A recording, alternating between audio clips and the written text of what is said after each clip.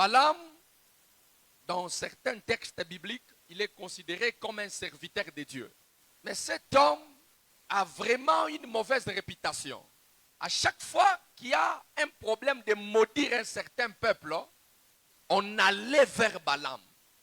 Donc un serviteur qui apparaissait que là où on veut maudire, c'était la mauvaise réputation de cet homme à l'époque. Mais on l'appelait quand même serviteur de Dieu. Il y a maintenant un problème sérieux. Si on le laisse, il sera tellement puissant. Et Moab a fait rapport aux anciens. Ce peuple est tellement grand. Trouvons quelque chose. C'est de cette façon qu'on avait comploté pour tuer Jésus. Lorsqu'il avait ressuscité Lazare. Il y a des gens qui se sont retirés pour dire que cet homme, si nous le laissons, les Romains viendront et ils détruiront tout ce que nous avons. Tuons-les. Et ça, ce sont le plan des ténèbres. Le monde des ténèbres travaille juste pour détruire ta vie. Le peuple d'Israël, c'est un peuple choisi de Dieu. Moab, ce sont les enfants de Lot, les enfants de la malédiction. Et ce sont eux qui constatent que de l'autre côté des enfants d'Israël, il y a un avenir meilleur. Allez-y dire à Balaam, je lui ferai des honneurs. Pour ce qui concerne les honneurs, beaucoup de gens sont tombés comme ça. Il y a des hommes de Dieu qui sont tombés à cause des honneurs. Je lui ferai des honneurs. Balaam a écouté cette phrase. Il a osé dire au peuple envoyé par Balak qui restait encore, que je parle encore avec Dieu. Qu'est-ce que Dieu avait dit pour la première fois? Ne va pas avec eux. Ces gens sont partis. Les autres sont venus avec le même problème, avec le même parole. Mais ils ont ajouté un élément. Balak le roi a dit, je te ferai des honneurs. Et Balaam s'est dit, il dit, Seigneur, écoutez ce que Balak a proposé. Et Dieu dit, vas-y avec eux. Et la deuxième réponse de Dieu, c'est la volonté permissive de Dieu. Mais elle est permissive parce que tu as beaucoup insisté. Dans cette volonté, tout ce qui t'arrivera dans la volonté permissive de Dieu, tu seras responsable toi-même. Lorsque tu te retrouves dans la volonté permissive de Dieu, c'est que tu es responsable de tous les malheurs qui arriveront sur ton chemin. Et Dieu lui dit, vas-y. Balaam voulait aller maudire parce qu'il s'agissait d'un roi qui l'appelle. Il voulait aller parce que c'est un roi. Et il savait qu'après avoir réalisé cette œuvre, j'aurai beaucoup d'argent. J'aurai des biens. Et ils sont partis. Sur le chemin, lorsqu'ils sont sortis, Dieu s'énerve. Dieu se met en colère. Qui avait autorisé à Balaam de sortir? C'est Dieu. La première parole était de Dieu. Dieu refuse. C'était sa volonté parfaite. En insistant, Dieu accepte. C'était la volonté permissive. Et il y a des chrétiens qui se comportent comme ça. Dieu t'a déjà dit, ne fais pas ça. Dans un endroit où il ne pouvait aller ni à gauche ni à droite. Et l'Éternel ouvrit la bouche de l'ânesse.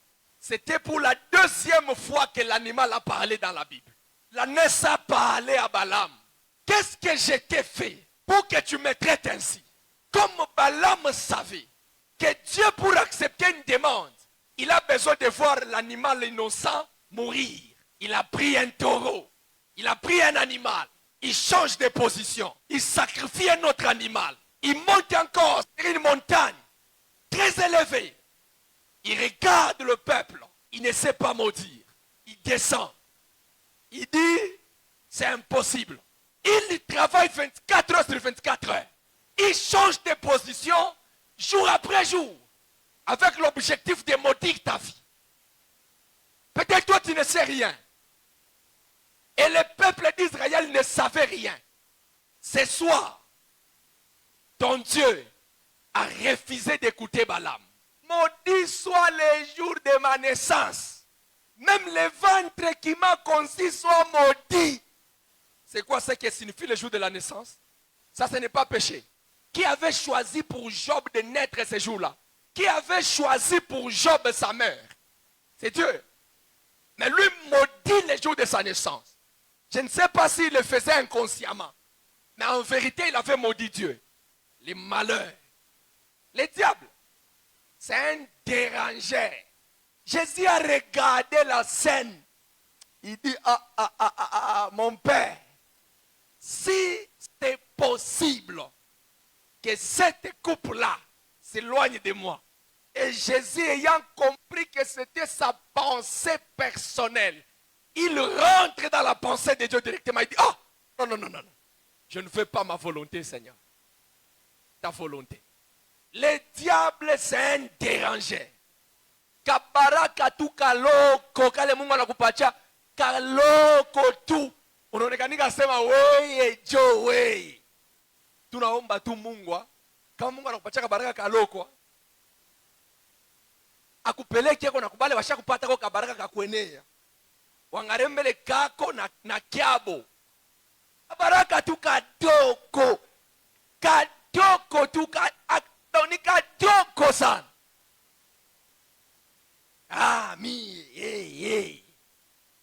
Mie maombi yangu Mungu anipe ashinipe anigardego tu mapenzi yake mjina la Yesu.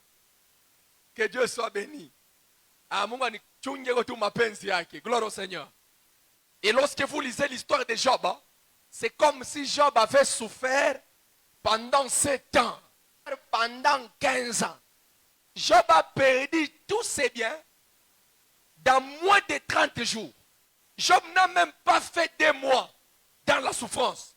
Anaanza kulipalula maungu na kisu. Obolise ba apôtre. C'est lui qui avait écrit la moitié du Nouveau Testament. Barikata kichwa. Jean wa mwisho. Banda kumweka munduku ya mafuta. Mafuta ya moto. Barangara Mungu alikuwa paka naye. Banamutosha banamutupa pa île de Patmos. Wende kufia tapali. C'est pourquoi nous devons être sérieux dans l'œuvre de Dieu. Nous devons être sérieux. Job a tout perdu dans un espace de 20 quelques jours. Et Job a souffert. Mais la souffrance de Job n'a même pas fait 6 mois. Mais lorsque vous lisez la Bible, c'est comme si Job avait souffert pendant 15 ans.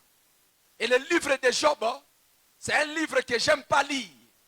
C'est un livre qui nous présente beaucoup plus les œuvres des ténèbres.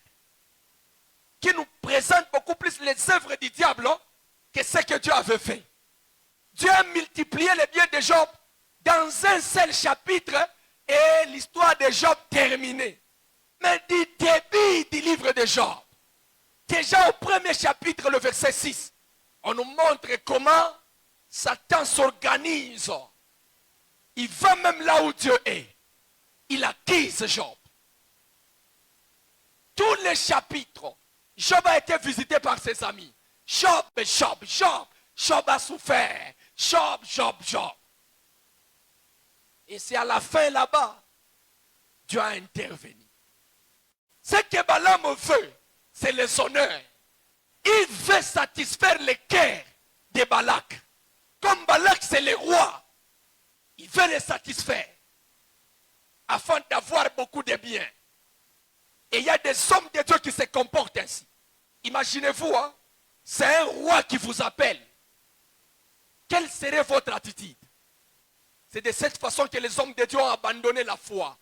Ils ont abandonné le Seigneur pour de l'argent. Parce que c'est un roi qui m'a appelé. Parce que c'est un président qui m'a appelé. Il oublie même qu'il est serviteur. Et il va s'organiser. Si les rendez-vous étaient situés à 8 heures, lui sera là-bas même à 6 heures. Et il veut les honneurs. Lorsqu'il sera avec cette autorité, il va se prendre des photos afin de nous publier que j'ai rencontré le président. Dieu m'a élevé. Qui t'a dit que l'élévation de Dieu se constate lorsque vous êtes invité par une autorité? Qui t'a dit ça? Il y a des gens qui minimisent l'élévation de Dieu. Il y a des gens qui pensent que L'élévation de Dieu, c'est lorsque vous êtes invité par le président de la République. Non. Non, c'est pas ça. Mais si Dieu vous accorde cette possibilité d'être appelé par le président, c'est pour lui faire part de la pensée de Dieu pour le pays. C'était une bonne occasion d'être appelé par le président. Une bonne occasion d'être appelé par les rois. Et il y a des hommes de Dieu qui ont été appelés par certains présidents de différents pays. Et ces gens-là ont abandonné même la pensée de Dieu. Ils ont abandonné la parole de Dieu. Ils ont abandonné, ils ont refusé de répéter ce que Dieu dit. Pour de l'argent. Dieu n'a pas voulu écouter Balaam. Bien-aimé, Dieu, s'il a déjà dit, il ne se détourne jamais de sa parole.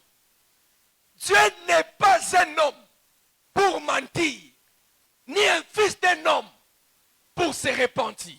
Qu'est-ce que Dieu a déjà dit de toi? Avec le peuple d'Israël, Dieu avait prononcé la bénédiction. Qu'est-ce que Dieu a déjà dit de toi? Même si les situations présentes te présentent d'autres réalités, contraires de ce que Dieu t'avait dit, accroche-toi toujours à la parole de Dieu. Tôt ou tard, elle s'accomplira dans ta vie. Je suis à mon poste et je regarde la parole de Dieu. Elle s'accomplira certainement. Et aujourd'hui, Dieu a refusé d'écouter la sorcellerie de ta famille. Il a refusé d'écouter les démons de ta famille. Il a même refusé d'écouter les diables. Je parle du diable parce que c'est un accusateur. Il accuse nos frères. Il accuse ta vie. Il accuse ton avenir. Il accuse ta grâce. Il accuse les dons que tu as reçus. Il accuse tes biens. Il accuse tes maisons. Malheureusement, Dieu a déjà refusé. Dieu a refusé d'écouter ses propositions. Dieu a refusé de l'écouter. Il a changé. Ah, c'est ce que j'aime. Il a changé la malédiction de Balaam en bénédiction. Parce que le peuple d'Israël était un peuple aimé de l'Éternel. Dieu t'aime ce soir. Je disais que Dieu t'aime ce soir. Bien-aimé, aujourd'hui, Dieu va changer la malédiction de tes ennemis en bénédiction au nom de Jésus. La preuve, c'est qu'il a déjà refusé d'écouter tes ennemis. Ni t'étais Dieu, tu n'allais pas être où tu es. Quels que soient tes problèmes, ni t'étais Dieu, tu n'allais pas occuper la place que tu occupes. Ni t'étais Dieu, tu n'allais pas obtenir ce que tu as obtenu. Ni t'étais Dieu, tu n'allais même pas avoir la force que tu as. Comme je l'ai toujours dit, ce que tu es aujourd'hui, c'est l'œuvre de Dieu. C'est l'œuvre de Dieu. Toi, tu penses qu'un sorcier peut t'aimer? Quelqu'un qui reçoit les principes du diable son maître. Tu penses qu'il peut t'aimer? De ta naissance jusqu'à présent, combien de fois il a déjà comploté contre ta vie? Combien de fois il a déjà fait des choses imprécatoires contre ta vie? Combien de fois? Combien de fois il a organisé des accidents contre ta vie? Combien de fois il a utilisé des personnes pour t'empoisonner alors que tu ne savais rien? Combien de fois? Bien-aimé, Dieu a déjà changé la malédiction de Balaam en bénédiction. Il a changé parce qu'il t'aime. Tu as des combats, mais Dieu continue à te donner la vie. C'est qu'il a encore un projet à faire avec toi. Tu as des problèmes à la maison, des problèmes à l'entreprise, des problèmes à ton travail, dans tes affaires, dans ton quartier. Mais chaque matin, Dieu renouvelle sa bonté sur toi. Que Dieu change la malédiction de nos ennemis en bénédiction. Que l'Éternel Dieu change les complots de nos ennemis en bénédiction. Ils reviennent chaque soir. Ça, c'est le travail des sorciers. Pendant que les gens dormaient, et ils reviennent. Si tu fais une route sans rencontrer des problèmes, c'est que tu marches ensemble avec le diable. Les problèmes que tu rencontres, c'est la preuve que Dieu est avec toi. C'est la preuve que tu ne fais pas route ensemble avec le diable. Une prière qui va changer la malédiction en bénédiction.